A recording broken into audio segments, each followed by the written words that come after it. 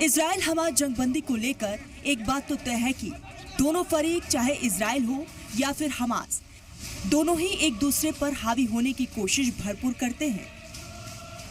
लेकिन बात हावी होने से नहीं, मानने से होगी।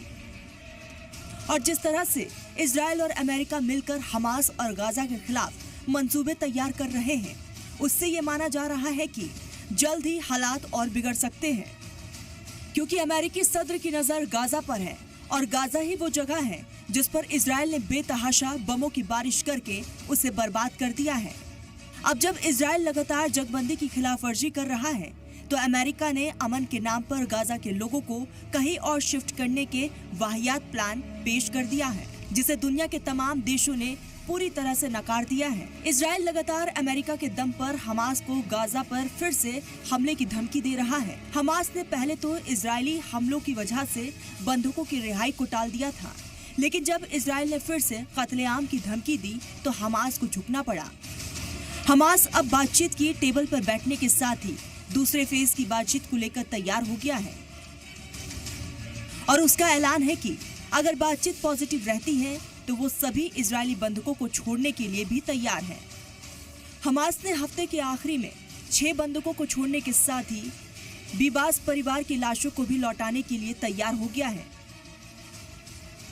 ये बात गाजा में हमास के लीडर खलील अल हय्या ने कही है। उन्होंने कहा कि 4 बंधकों की लाश को हमास जल्द ही लौटा देगा। इजरायली वजीर आजम बेंजामिन नेतन्याहू के दफ्तर ने तस्दीक की है कि और कहा है कि 6 जिंदा बंधकों और 4 मुर्दा बंधकों और अगले हफ्ते 4 और बंधकों की रिहाई यकीनी बनाने के लिए काहिरा में एक मुआहदा हुआ था, लेकिन उनमें से किसी का भी नाम नहीं बताया गया है। एक इजरायली अफसर ने कहा है कि मुर्दा बंधकों का नाम का ऐलान किए जाने से पहले इजराइल में उनकी पहचान की जाएगी। समझौते के दूसरे फेज के लिए बातचीत 4 फरवरी को शुरू होनी थी, लेकिन कतर, मिस्र और अमेरिका के साथ मिलकर दोनों फरीकेन के बीच सालिसी कर रहा है। उन्होंने कहा कि बातचीत अभी बाज़ाब्ता तौर से शुरू नहीं हुई है। इजरायली वजीर खारजा गिदोन सार ने अल कुद्स यानी कि यरूशलेम में एक प्रेस कॉन्फ्रेंस में कहा कि इजराइल ने पिछले कुछ हफ्तों में 3 फेज की जंगबंदी के अगले फेज पर बातचीत में अपनी भागीदारी के बारे में इशारा दिए थे। अब हमास की तरफ से दूसरे फेज की बातचीत पर पहल की गई है, तो बातचीत जल्द हो सकती है।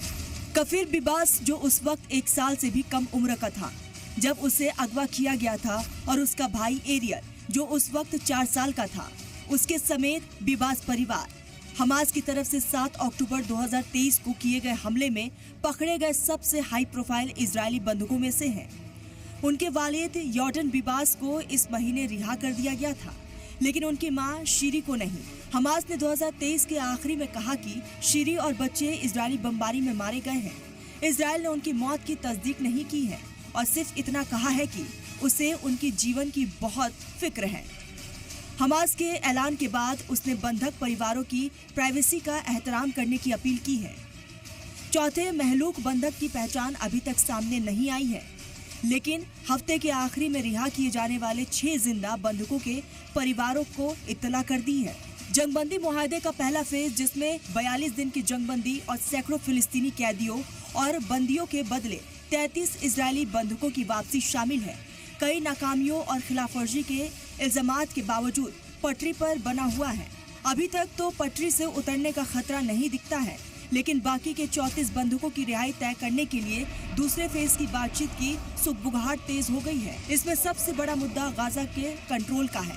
अगर सब ठीक तरह से चलता रहा तो जंगबंदी चलेगी, नहीं तो टूट सकती है, और जंगबंदी टूटने का नतीजा किसी की हिमायत में बिल्कुल नहीं होगा और इसका सीधा नुकसान यहाँ रहने वाले लोगों का होगा। इसीलिए हमास अब नरम तेवर के साथ बातचीत करने को तैयार हुआ है। ब्यूरो रिपोर्ट, सलाम टीवी।